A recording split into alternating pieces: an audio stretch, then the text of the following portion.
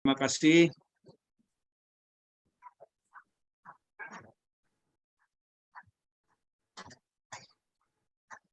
Ini bisa didengar ya? Bisa, Pak. Baik, baik. Bismillahirrahmanirrahim. Assalamualaikum warahmatullahi wabarakatuh.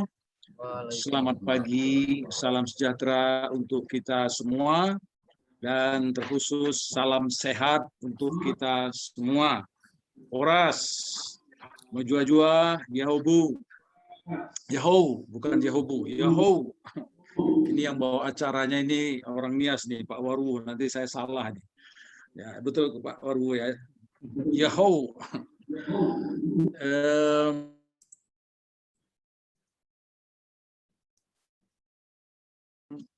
Keluarga besar Universitas Budi Dharma, mulai dari pembina, pengurus yayasan, yang tentu mohon izin, maaf kalau saya tidak bisa menyebutkan satu persatu, lambat laun nanti saya hafal semua tuh, ya kan, pelan-pelan.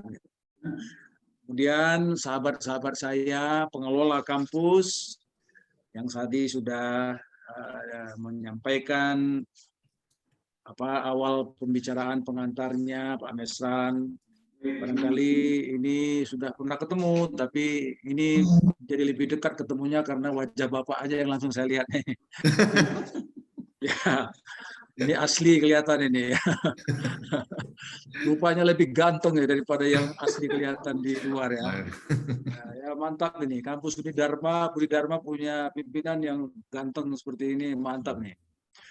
Para wakil rektor, dekan yang mungkin berhadir, bergabung di acara ini, kemudian prodi, dosen, ya saya kira baik yang langsung luring ada di lokasi kampus, maupun yang mengikutinya dari jauh, Bapak Ibu yang jauh, tidak ada masalah, jauh di mata tapi dekat di hati, gitu, nggak apa-apa.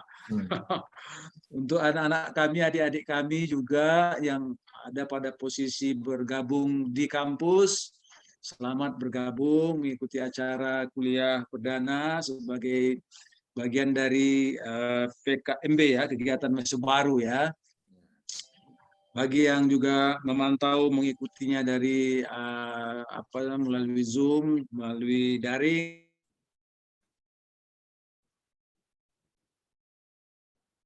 agak jauh, saya kebetulan ada di Brastagi, ada acara juga kemarin, saya belum sempat pulang, maka saya sampaikan, saya akan bergabung, saya bilang, saya akan hadir, ya walaupun agak sulit untuk langsung datang secara fisik.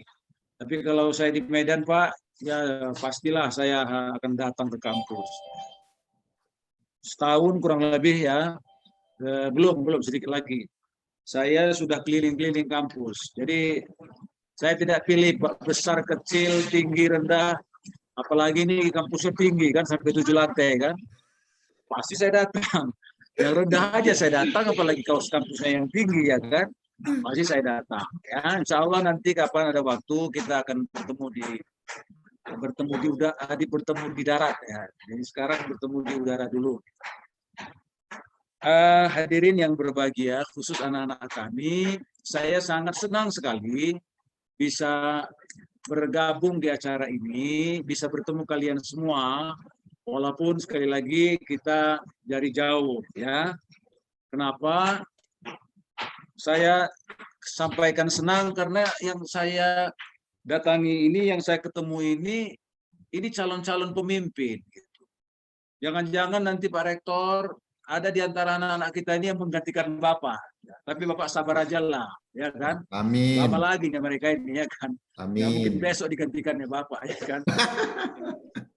Mereka inilah yang akan menggantikan kita. Mungkin di antara anak-anak kita ini ada yang jadi kepala dikti, kan? Menggantikan saya, gitu kan? Jadi saya sangat senang lah. Ada satu istilah yang saya berikan untuk mereka ini, kita sedang mempersiapkan apa yang disebut dengan the leader for tomorrow, pemimpin masa depan. Oleh karenanya, saya kira anak-anak kami, adik-adik kami ini bagian dari fase perjalanan hidup kalian. Ya, dalam istilah kajian antropologi itu ada siklus hidup.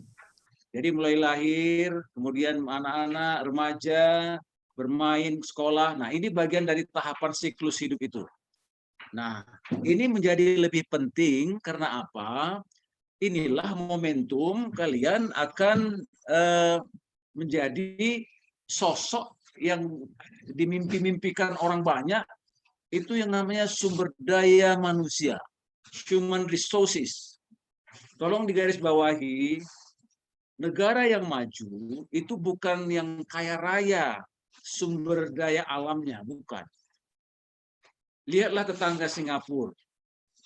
Ya, mungkin ada yang pernah ke Singapura, saya sudah beberapa kali. Negaranya kecil, ya kan? Hutannya pun nggak ada, hutannya buatan, sungainya buatan, ya, daratannya pun buatan, ya. Daratan itu dibuat dari pasir laut itu dinaikkan ke atas. Makanya agak lebar dikit itu sekarang Singapura. Kalau Indonesia sudah lebar, memang udah sangat lebar. Hutannya di mana-mana. Ini saya sedang zoom ini di bawah gunung dekat hutan nih. Ya kan? Luar biasa. Suhunya 15 derajat. Coba pergi nanti kita ke arah timur sana. Saya udah pergi juga ke Papua. Hutannya banyak, lautnya dalam. Ya, ikannya banyak, sumber daya alamnya di bawah itu, di atas ikan, di tengahnya ada kepiting, di bawahnya ada seafood, di bawahnya lagi ada yang namanya bahan tambang. Ada minyak, ada plutonium, ada emas. Di atas kita punya sawit. Makanya di atas minyak, di bawah minyak katanya. Coba lihat di Riau itu. Di atas itu ada minyak sawit. Pohonnya subur. Di bawahnya itu minyak yang dieksplorasi oleh Caltech. Oleh apa itu yang terakhir ya sudah pindah dia. Coba, apalagi Indonesia ini coba. Tapi mohon maaf, coba kita lihat siapa yang paling banyak mengeksplorasi sumber daya kita. Ya, Freeport itu di Papua, itu Amerika.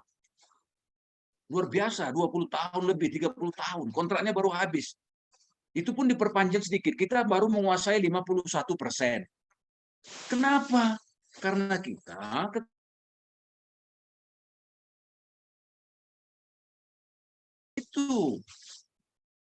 itu perlu teknologi. Teknologi itu bukan bicara orang-orang biasa, orang-orang yang punya ilmu. Coba, laut kita ini luar biasa. Penghasilan per tahunnya itu hampir 700 triliun katanya. Itu dari ikannya aja tuh. Ya, pantai timur, pantai barat, utara, selatan, itu yang mengitari kita ini. Coba pertanyaannya, siapa itu yang mengambilnya itu, yang mengeksplorasinya? Nelayan kita paling jauh berapa ZEE dari zona ekonomi eksklusif dari pantai paling jauh berapa mil dia ambil. Selebihnya coba yang lautnya dalam. Melimpah. Nah, ini persoalan kita. Tantangan bukan persoalan. Tantangan kita bagaimana kita bisa mengambil peran. Taking over. Take over lah. Nah, orang Malaysia kata, bila anak take over katanya, itulah ambil kan. Itu orang Malaysia kata begitu kan. Nah, Singapura gitu kecil, tapi semua barang-barang ekspor kita harus mampir di situ. Coba CPO minyak sawit mampirnya di Singapura. Orang Eropa nggak percaya kalau langsung dikirim dari Rantau Prapat, kampungnya Pak Mestran barangkali, ya kan? Benar-benar minyak sawitnya, ya? Benar-benar. Saya masih tebak-tebakan, Pak. Tebakan saya benar kan? Iya betul. Nggak bisa diekspor langsung dari Rantau Prapat karena nggak diterima di Eropa. Kita kirim dari Rantau Prapat singgah dulu di Singapura. Singapura itu cuma ambil komisi. Tapi komisinya bukan 1 ton, 2 ton, ribuan ton. Saya lihat bagaimana peti kemas yang ditempatkan di Singapura itu tiap hari sebentar-sebentar naik turun kapal itu, naik datang dari kapal pindahkan ke kapal. Begitu dia naik ke darat di parkir, terus bayar, bukan gratis-gratisan. Nah, itu coba Singapura ya. Nah, dia sudah bisa mengeksplorasi yang namanya bagaimana membuat lingkungan menjadi lebih bersih.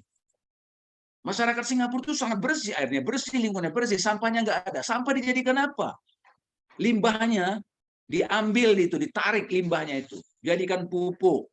Bagian-bagian yang lain dijadikan produksi-produksi. Itu siapa yang buat? Pakai apa itu? Itu pakai teknologi.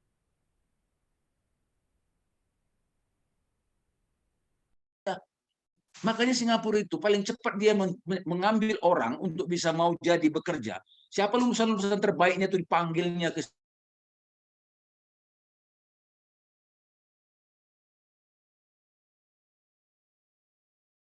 estimasi kurang lebih 290-an juta sekarang. Ya kan? 280 sekian. Diperkirakan pada tahun 2045 ya, itu ada 297 juta.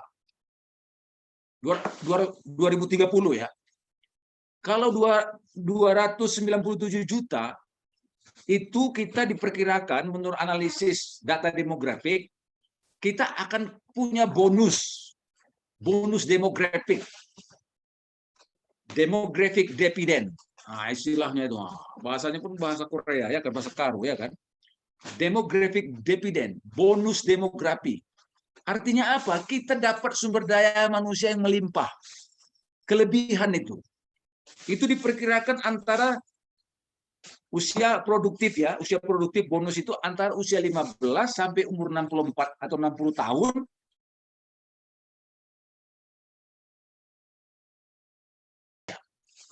Coba adik-adik anak-anak kami sekarang hitung, 64% dari 297 juta, itu ada berapa?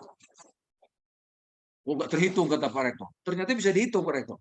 Itu sekitar 190 juta jiwa penduduk produktif.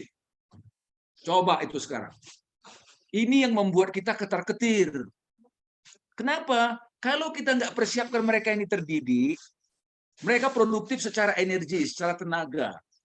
Tapi kapasitas intelektualnya itu tidak terbina, ini yang jadi bahaya. Ini bukan menjadi yang namanya demographic dividend. Bukan jadi bonus, tapi menjadi demographic disaster. Ancaman. Ini harus makan. Ini harus juga bergerak, harus bekerja, tapi dia punya kemampuan yang rendah.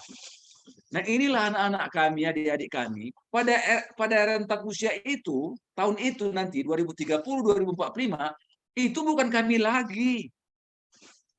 Bukan kami, bukan Pak Rektor, bukan WR. Walaupun usia kami masih sekitar itu juga.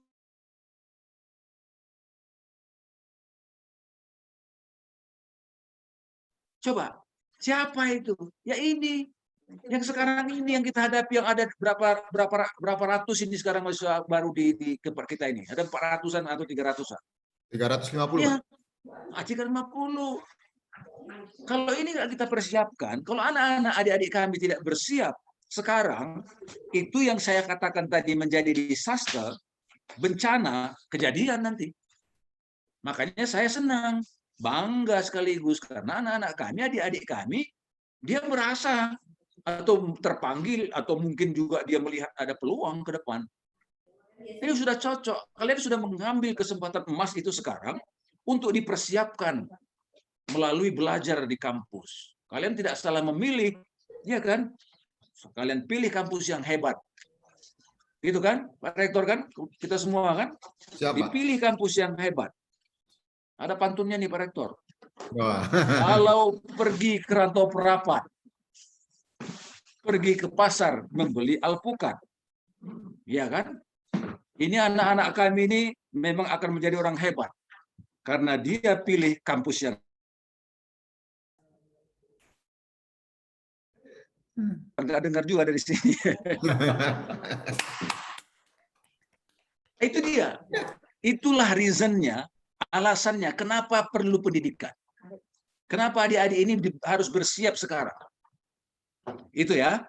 Itu saya penting nyampaikan itu yang pertama. Negara mau maju selain sumber daya alamnya, tapi ada dua selain beberapa faktor yang saya ingin sebutkan yang penting. Satu, pendidikan. Dua, kesehatan. Nah, kita pinter tapi batuk-batukan terus nggak bisa juga. Kita sehat tapi bodoh, nggak bisa juga. Jadi dua-duanya ini harus. Jadi jaga kesehatan, makanya saya pertama tadi bilang salam sehat.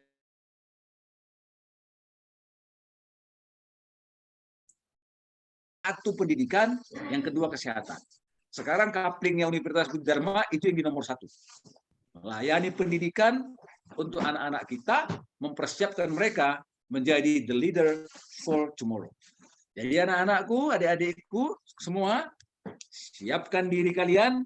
Kalian sudah masuk ke sebuah tempat di mana kalian akan dibentuk menjadi calon-calon, ya, calon-calon penerus pembangunan bangsa kita yang saya ceritakan tadi, potensinya itu sangat-sangat luar biasa. Kita ingin menjadi Indonesia berkibar atau Indonesia yang menurunkan bendera. Saya kira tidak itu yang kita inginkan. Nah, kalian sekarang dianggap sebagai modal dasar yang sedang ditempah, ya, dihaluskan, dibentuk, ya, untuk menjadi calon sumber daya yang siap untuk menyongsong pembangunan Indonesia. Adik-adik dan anak-anak kami, saya sampaikan data dari ILO, ya, International Labour Organization. Ya, ada yang bertanya, Pak, apa iya Pak? Nek kami selesai sekolah ini dapat kerja apa ora, kan gitu ya kan? Apa iya nih kami habis sekolah ada kerja nggak? Nah, data dari ILO, ya, International Labour Organization, di tahun 2030 itu kira-kira 7-8 tahun lagi, ya kan? Itu tidak kurang ada 110 sampai 115 juta diperlukan tenaga kerja di seluruh dunia. Bahkan itu akan naik lagi menjadi 150 jutaan. Karena kebutuhan pertumbuhan ekonomi, pembangunan wilayah, daerah, pembangunan regional, pembangunan negara, dan seterusnya. Artinya apa? Justru peluang kerjanya bukan kecil, besar. Meski yang saya sebut ini dunia. Ya nggak apa-apa, 113 juta butuh tenaga kerja.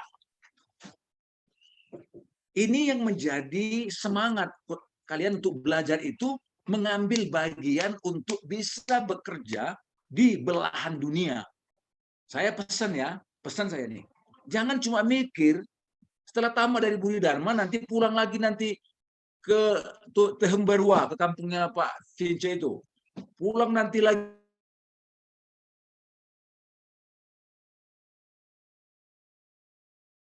ke mana itu? Ke Sipiongot sana. Hah? Yang dekat kampungnya Pak Rektor itu.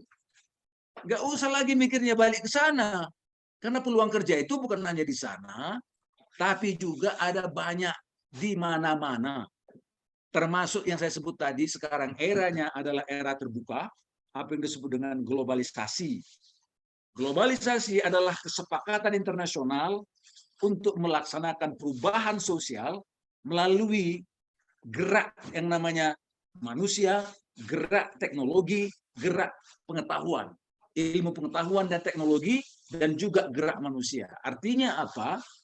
Sumber daya tenaga kerja yang ada di Indonesia itu welcome kalau mau kerja di Jepang, di Korea, di Eropa, di Jazirah Arab, di Amerika, silahkan. Karena itu sudah kesepakatan internasional dengan apa yang kita sebut globalisasi. Ada negara-negara kawasan Asia Tenggara, kawasan ASEAN, ada kawasan ekonomi bagian Amerika, ada kawasan Eropa, kawasan Afrika. Itu pertumbuhan-pertumbuhan ekonomi di mana dibutuhkan tenaga kerja. Angka yang saya sebutkan tadi itu berkaitan dengan wilayah-wilayah yang terbuka peluang kerjanya untuk alumni lulusan kita. Jadi anak-anakku, adik-adikku, persiapkan diri kalian untuk menjadi pesaing-pesaing bidang pekerjaan internasional. Anda harus sanggup berdaya saing, tapi juga berdaya sanding. Jangan minder kalau nanti ketemu dengan orang Jepang, kompetisi lapangan kerja di Jepang, di Korea, jangan minder. Karena kalian sudah punya kapasitas. Anda sudah punya kemampuan, punya skill. Satu kata yang saya ingin sampaikan pada kesempatan ini adalah persiapkan skill kalian. Skill, bukan sikil. Sikil itu lutut. Skill. Kalau saya katakan skill apa? Apa yang disebut dengan conceptual skill. Kekuatan dalam hal konsep, wawasan dalam pengetahuan, itu conceptual skill. Kalau ada jurusan manajemen, dia harus menguasai filsafat tentang manajemen, teori-teori tentang manajemen, konsep-konsep tentang manajemen, bidang-bidang aplikasi tentang manajemen. Itu yang namanya conceptual skill. Yang kedua, kalian juga harus bersiap untuk memperoleh yang namanya technical skill. Konsepnya ngerti, tapi ngetiknya salah terus. Nah, itu technical skill-nya belum. Wawasannya luas, tapi menuliskannya bersalahan terus. Itu belum. Jadi, konseptual, kemudian technical skill. Dua, Indonesia, atau maksud saya hari ini dunia, telah terjadi apa yang disebut dengan revolusi industri 4.0. Sedikit banyak, bahkan sebagian besar ini sudah mewarnai tatanan sosial kehidupan kita di dunia, di Indonesia, dan di mana-mana. Ke depan pun banyak lapangan pekerjaan itu akan dipengaruhi oleh apa yang kita katakan dengan digital information technology. Justru itu yang hadir hari ini. Anak-anak kami, adik-adik kami pasti sudah tahu yang namanya revolusi industri. Dengan apa yang kita hari ini sudah ada di dalamnya. Dunia digital. Dunia information technology. Kita sudah berhadapan dengan apa yang disebut dengan big data. Data kita sekarang itu ada di mana-mana. Hati-hati juga saya ingatkan.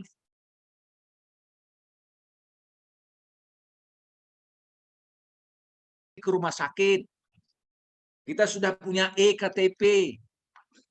Elektronik KTP misalnya. Itu data kita sudah ada di sana. Di mana? Saya pun nggak tahu di mana disimpan. Tapi apa yang disebut dengan iCloud. Itu istilah untuk menempatkan data di suatu tempat yang besar. Di mana itu? Di Maya sana. Bukan lagi disimpan di lemari. Bukan lagi disimpan di dalam laci. Anda mau baca apa sekarang? Ada. Bayangkan kalau Anda mau baca, pergi ke sebuah tempat, ke perpustakaan, lalu cari-cari di laci-laci, di lemari, baru dapat. Sekarang enggak. Di genggaman kalian bisa baca apa saja. Membaca teori manajemen, buka Google, ketik teori manajemen, keluar. Dari mana datanya itu? Enggak tahu kita dari mana. Itu yang disebut dengan big data. Ada yang namanya iCloud.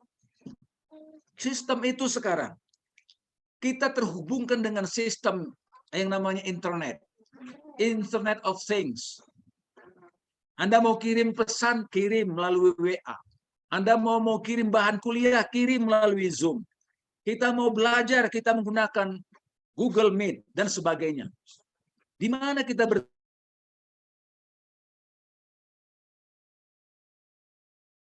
things. Apalagi semua sekarang sudah mulai masuk ke ranah apa yang disebut dengan piranti atau perangkat cerdas.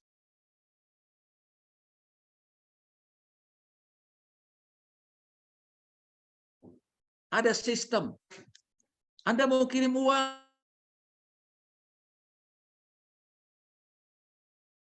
wesel pos, nyampe aja berhari-hari. Sekarang Anda menggunakan sistem banking, email banking, BNI banking, Mandiri banking, itu hanya hitungan menit, uangnya sudah berpindah dari kantong Pak Rektor ke kantong saya, misalnya kan. Nggak lama-lama Pak Rektor kan. Betul. Nah, ayah dan ibu ngirim uang ke anaknya. Ayahnya di Rantau Prapat, ibunya di Rantau Prapat. Anaknya ada di, misalnya, di California sana, belajar. Hitungannya nggak lama-lama. Paling 5 menit paling lama. Itu yang disebut dengan artificial intelligence. Kita gunakan itu sekarang. Apa yang ingin saya sampaikan dengan kesempatan ini adalah pekerjaan-pekerjaan ke depan itu akan banyak digunakan, akan banyak disupport, atau akan banyak tergantung dengan perangkat atau piranti yang berbasis digital, yang berbasis information technology. Oleh karenanya, mau tidak mau Pak Rektor, kita semua keluarga besar Universitas Dharma, jangan asingkan anak-anak kita ini dengan dunia digital. Jangan pisahkan mereka pembentukan conceptual skill, technical skill, dengan communication skill. Ini yang mau saya sampaikan. Communication skill itu bukan hanya cakap-cakap, tapi keterampilan menggunakan, memanfaatkan teknologi digital dalam belajar dan tentu dalam rangka pekerjaan. Keterampilan tidak saja menggunakan, memanfaatkan, tapi menciptakan, mengkreasi. Jangan anggap bahwa sekarang banyak aspek kehidupan kita itu sudah tidak terjamah lagi dengan digital, justru terjamah dengan digital. Rumah sakit sudah menggunakan sistem sensor, sudah menggunakan sistem foto. Kalau ada yang namanya scan, CT scan, itu tidak lagi seperti saya dulu, seperti foto toraks. Lama nunggunya, bawa filmnya kemana-mana, hasilnya pun kabur. Ketika dilihat dokter, harusnya sakitnya 5, dibilangnya 1, harusnya 1, dibilangnya 5. Kenapa? Karena dia berbasis pada fisik. Prosesnya lama. Tapi 2-3 bulan yang lalu ketika saya CT scan, terkejut saya, prosesnya hanya 5 menit. Setelah dipoto, di scan, saya langsung disuruh naik ketemu dengan dokter. Loh, kecepat kali, saya bilang. Iya Pak, langsung aja Bapak ketemu dokter sekarang. Ketemu dokter, nggak saya kayak dulu lagi, pakai film yang kabur itu, dia tempelkan ke dinding pakai lampu, lalu dia geser kacamata untuk melihatnya karena kabur. Tidak, dia panggil saya, ini Pak, ini screen komputernya. Ini Pak, kita lihat hasil fotonya ya. Oh iya, Bapak sudah jelas? Kurang Pak, kurang jelas, kurang. Kita perbesar 100%, 200%, 300%, 400%, 500%, 1000%. Akhirnya seperti melihat hidung Pak Rektor, saya melihat kuman itu. Ternyata kuman itu bisa dilihat sebesar hidung. Coba, canggih. Nah, masalahnya adalah saya ingin sampaikan, apakah perawat-perawat kita itu sudah adaptif? Sudah menyesuaikan diri dengan penggunaan teknologi digital dalam melakukan CT scan, dalam membaca data, dalam menyimpan data. Rumah sakit sekarang nggak lagi nyimpan data itu seperti kartu. Kartu saya dulu kalau di rumah sakit itu ada 5. Lupa bawa kartu, bikin lagi. Bawa kartu, lupa bikin lagi. Sampai 5 kartunya. Nah, ini Pak Rektor tahu kan, mungkin udah pernah ngalami juga kan. Sekarang enggak. Saya pernah berobat, mohon maaf, di satu tempat di luar, data tahun 2000, 2001, 2007, itu tidak lama-lama bukanya. Ini konsul mau kemana, Pak Cik? Katanya. Nah, saya nak konsul ke dokter bedah. Oke. Awak nama ini. Oke. Alamat lengkap semua. Awak tak boleh makan penicillin. Awak alergi makan ini kan. Semua datanya lengkap. Itu hanya dalam hitungan detik dan menit. Bayangkan kalau di puskesmas dekat rumah saya, membongkar kartunya saja itu sampai bermenit-menit. Lama-lama dia bilang, udah Pak, nggak dapat Pak, hilang Pak. Kita bikin baru aja. Buat baru lagi. Baru lagi ya. Ini yang saya ingin sampaikan, bahwa sekarang dunia digital itu udah ada di mana-mana. Di kantor pemerintahan, udah ada e-budgeting, oke, ada e-procurement, e-planning, dan macam-macam lah. Tapi yang jelas E-nya bukan error ya. Electronical, elektrik, gitu Pak ya. Jadi ada anak kami, adik-adik kami, mari mulai mengubah mindset-nya ke dalam dunia digital. Kalau punya HP sekarang, jangan cuma ngerumpi, cuma ngirim WA, ya kan? Itu namanya ribah itu ya kan, kalau dalam bahasa agama ya kan. Gibah. Ngoceh sana, ngoceh sini. Nanti coba lihat Pak Rektor kita itu, cakep, janggutnya masih begini. Itu dibagi-bagi kemana-mana ya kan. Itu namanya ngerumpi itu kan. Coba mulai memanfaatkan teknologi digital. Hidup ada di genggaman kamu sekarang. Wah itu kan. Apa dia? Di aplikasi kok. Di aplikasi ini seperti ini ya. Mau baca apa saja ada di sini. Mau kirim WA bisa dari sini. Kirim email bisa dari sini. Saya memberi kuliah juga sering dari sini. Cari bahan dari sini. Kenapa rupanya adik-adik nggak menggunakan itu? Nah, jangan tunggu lagi, bisa saja kalian kalahkan dosen kalian karena kalian lebih cepat untuk menggunakan teknologi informasi ini, membuka aplikasi sehingga kalian lebih mudah belajar. Nah, apa yang ingin kita ulang adalah, mari adaptasi diri dengan kemampuan komunikasi berbasis digital. Jadi sudah 3. 1, conceptual skill, 2, technical skill, 3, communication skill. Yang berikutnya, hari ini kita hidup dalam dunia serba keterhubungan. Hari ini kita hidup dalam serba hidup ketergantungan. Bahkan hidup hari ini dalam situasi kebersamaan. Apa yang disebut dengan kolaborasi. Filosofinya sederhana. Kalau Anda belajar sendiri, Anda bingung sendiri, catat sendiri, ngantuk sendiri, tertidur sendiri. Lama-lama hilang semua sendiri. Dapatnya pun sendiri. Tapi kalau belajar berdua, Anda belajar berdua, dapat 2. Belajar bertiga, Anda dapat 3. Belajar berempat, dapat 4. Inilah hebatnya kolaborasi. Apa yang ingin saya sampaikan, orang-orang sukses ke depan adalah orang-orang yang mampu membangun jaringan. Teknologi sudah menghubungkan kita, tapi bagaimana kita bisa memanfaatkan teknologi itu untuk membangun jaringan, membangun kolaborasi. Ke depan 3 tadi penting, tapi ternyata yang keempat ini juga penting. Jadi sudah tambah 4. Pertama, conceptual skill, technical skill, communication skill, collaboration skill. Kalau ini bisa anak-anak kami lakukan dengan baik, persiapkan dalam belajar ini, situasi yang kita memang kondisikan supaya anak-anak kita ini bisa menyelesaikan fase pembelajarannya selama 4 tahun. Insya Allah itulah yang kita sebut dengan global knowledge skill. Jadi kita sudah menyiapkan anak-anak kita, adik-adik kita tadi sudah mempersiapkan diri.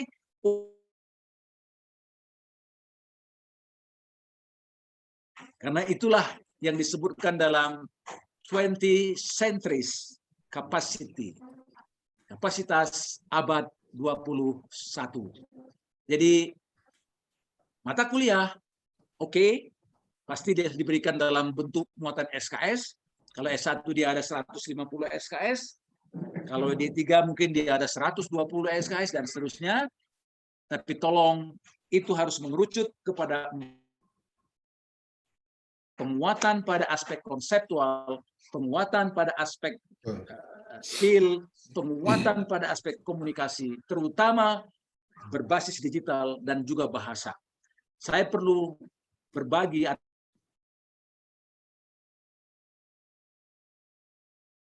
minimal 2. 1 bahasa ibu kita, bahasa Indonesia, lalu yang kedua bahasa Inggris. Kalau menjadi bagian dari dunia, tentulah kita harus bisa berkomunikasi dengan bahasa.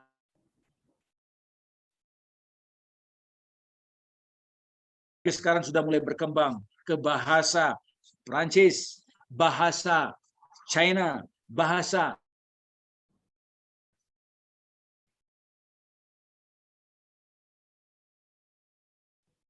Arab, gitu ya kan?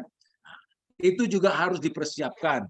Saya informasikan kemarin atau beberapa tahun sudah berjalan, itu ada kampus yang berhasil mengirimkan lulusannya bekerja di Jepang, terutama bidang kesehatan. Para perawat, bidan, dan sebagainya. Saya kira tidak hanya itu yang dibutuhkan dunia. Ya kan? Engineer, dokter, ya kan, bidang ekonomi, karena semua perusahaan pasti memerlukan hal-hal yang seperti itu. Hanya saja persoalannya bagi kita, apakah kita siap untuk menjadi bagian itu dengan skill yang kita sebutkan tadi, kan itu persoalannya.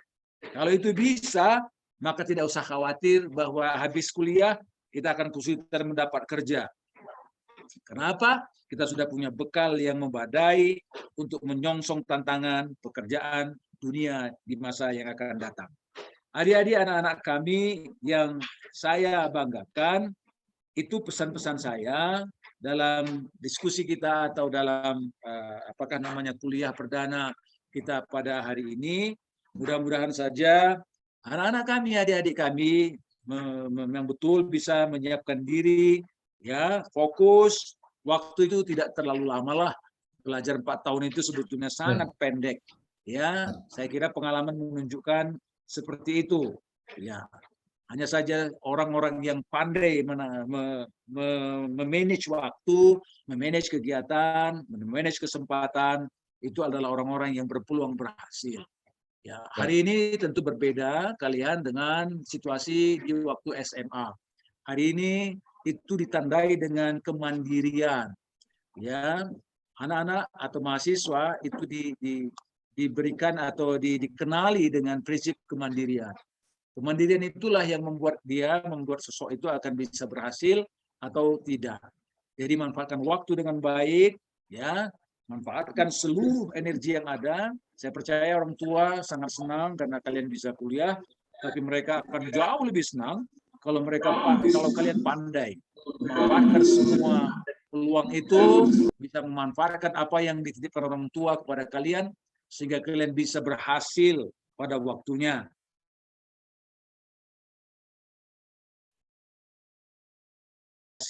Karena sudah menggelar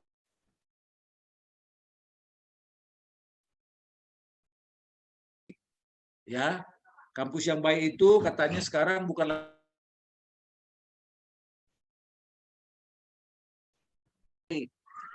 jadi bangunan tidak jadi nomor 1 sekarang.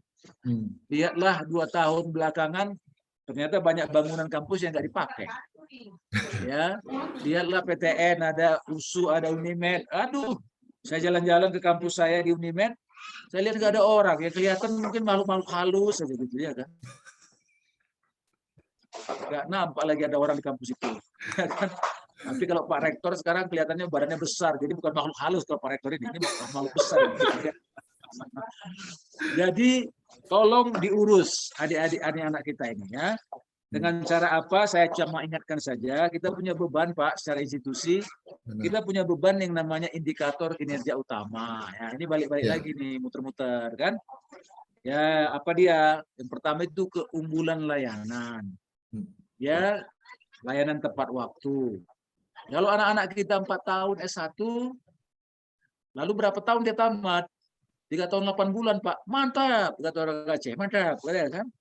Nah, tapi kalau dia 4 tahun, tamat 5 tahun, itu mantap tapi ke bawah gini.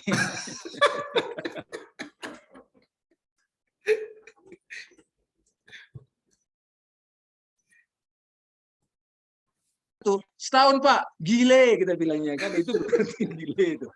Ya, 3 tahun setengah, 3 tahun 8 bulan itu bisa. Jadi sekarang tantangannya gimana memberi layanan pembelajaran, layanan kurikulum, ya. Nah, ini menyangkut ke tata kelola, gitu ya, penjadwalan, pengaturan kampus. Nah, saya kira nanti Bapak, Pak Rektor dan kawan-kawan bisa melihat indikator-indikator yang namanya keunggulan layanan itu. Yang kedua, titip saya tolong dijaga arsitektur institusi kita, PTS kita. Akreditasi institusi, akreditasi prodi, pamor yang namanya kampus itu bukan siapa rektornya. Tapi rektornya akan keren kalau karena dia concern dengan akreditasi. Ya. Kepercayaan, pengakuan masyarakat itu akan tinggi kalau akreditasinya terjaga. Ya. Kemudian yang ketiga, tolong beri kesempatan anak-anak ini punya wawasan belajar lintas bidang. Apa yang disebut dengan program MBKM, Kampus Merdeka. Gitu kan? Pada masa-masa kita dulu, kemampuan kita cuma 1 atau 2 bidang. Ada mayor, ada minor. Saya sempat punya mayor manajemen pendidikan, minornya bimbingan konseling. Cuma 2 aja Pak Rektor dan kawan kita semua. Jadi kalau saya tak bisa kerja di bidang manajemen pendidikan, saya bisa menjadi konselor. Ya, kalau ada orang-orang yang kurang-kurang, ya saya bisa jadi konselor. Masih ada ilmunya dikit nih. Tapi sekarang tidak lagi mono atau dual. Bahkan bukan lagi multi. Tapi istilahnya sekarang itu transdisiplin. Orang-orang bidang A, silahkan dia diberi wawasan belajar bidang C, bidang D, bidang F, bidang G. Itulah esensi yang namanya kampus merdeka. Anak diberi kesempatan magang, anak diberi kesempatan kerja di desa, dari proyek desa, belajar di luar prodinya dalam 1 semester, 2 semester, 3 semester. Tujuannya apa? Supaya dia multi talent. Nah, itu yang sebetulnya mau kita bentukkan itu. Jadi MBKM ini itu adalah kemasan dalam rangka menyiapkan calon lulusan yang multi talent. Jadi dia orang hukum tapi ngerti dia IT. Dia orang hukum tapi mengerti tentang yang namanya matematik atau statistik. Dia orang hukum tapi mengerti bahasa. Dia orang hukum mengerti tentang kewirausahaan. Dia orang hukum. Nah, itu yang dimaksud dengan multi talent, transdisiplin. Itu yang ketiga. Lalu yang keempat, tolong tegakkan kampus kita ini berwibawa. Apa yang disebut dengan 3 dosa dan anti korupsi, anti perundungan, anti diskriminasi. Jangan, Pak. Ya, jangan ada kesan kampus ini eksklusif. Ya. Oh, kalau orang merantau cepat.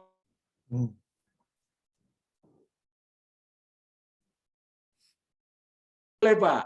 Ya, korupsi itu bukan harus seperti yang di Jakarta harus ber-MM, enggak. Korupsi waktu, korupsi kesempatan, macam-macam, ya. Itu yang kita jaga marwah kampus ini. Kampus ini bebas dari yang namanya perundungan. Kampus ini kampus yang inklusif. Oh, bukan eksklusif. Jadi semua agama masuk, semua suku, yang hitam masuk, yang putih masuk, yang biru masuk, yang warna coklat masuk, yang warna teh susu masuk, ya kan? Maka warna teh tarik ada, kalau ada kita minum bareng-bareng. Gitu kan. Jadi semuanya masuk gabung, Pak. Nah, baru yang terakhir link and match. Dekatkan anak-anak kita, prodi kita ini dengan dunia kerja, dengan mitra stakeholder kita. Ya, kalau boleh misalnya ada perimbangan antara pengalaman belajar di kampus dengan pengalaman praktikum, magang, internship dan macam-macam. Ya, kalau bisa lebih banyak dia berpengalaman di luar, wah itu lipat hemat. Ya, lebih banyak anak-anak kita berpengalaman belajar di luar, itu berarti dia dekat dengan dunia nyata, selalu berhubungan dengan masalah-masalah yang kelak akan dihadapi itu, wah itu lebih paten. Ya, jadi bukan hanya dari balik balik kelas saja itu kita godok-godok lalu disuruh pergi, wah itu nanti dia gelap gulita. Itulah pesan saya, Bapak dan Ibu, anak-anak kami. Tadi ke anak-anak kami saya ulangi, siapkan diri kalian, karena kalianlah yang akan menjadi the leader for tomorrow, pemimpin masa depan, tapi harus punya skill selain bidang ilmu tadi. Ada skill, ada conceptual skill, technical skill, communication skill, collaboration skill. Oke, nah, kalau itu bisa, insya Allah kalian akan menjadi orang-orang yang siap untuk menyongsong ya kompetisi terbuka dalam memperoleh pekerjaan. Yang kedua, saya titip kepada kampus yang hebat ini, tolong diurus anak-anak kita ini dengan baik. Apa dia? Layanannya baik, ya, oke, jaga akreditasinya, arsitekturnya,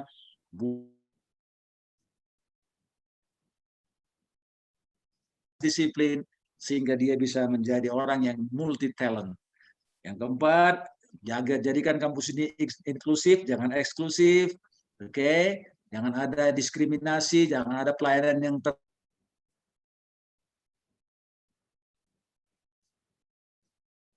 ujian dipersulit. Nanti kalau ada begini dosennya macam-macam, wah itu tolong Pak. Ya, kalau dengan gitu saya nggak mau jadi pekawan itu, saya akan hajar itu nanti kalau gitu. Ya. Ini kita wanti-wanti bareng-bareng Pak. Pak Rektor kalau ada apa-apa lapor sama saya. Siapa? Ya kan? Kita jaga kampus ini baik-baik. Oke. Lalu yang terakhir link and match, pengalaman dia untuk melakukan pengalaman belajar di mitra-mitra kita. Itu saja saya kira yang bisa saya sampaikan. Ini terlalu panjang barangkali. Nah, ini banyak acara yang berikut lagi. Ya, sekali lagi saya senang saya bisa bergabung untuk mempersiapkan calon-calon orang hebat di kampus yang hebat. Inilah yang bisa saya sampaikan dalam kesempatan ini. Terima kasih. Cahaya rembulan berwarna putih. Cukup sekian dan terima kasih. Mohon maaf, mohon izin. Saya akhiri. Assalamualaikum warahmatullahi wabarakatuh. Selamat pagi, salam sejahtera untuk kita semua. Salam sehat. Horas. Yoho. Mejua-jua. Terima kasih. Saya undur diri dan bisa meninggalkan ruang pertemuan pagi ini. Terima kasih. Assalamualaikum warahmatullahi wabarakatuh. Selamat pagi. Waalaikumsalam warahmatullahi wabarakatuh. Terima kasih banyak, Prof. Terima kasih banyak, Prof, atas ilmunya disampaikan pada kita semua hari ini.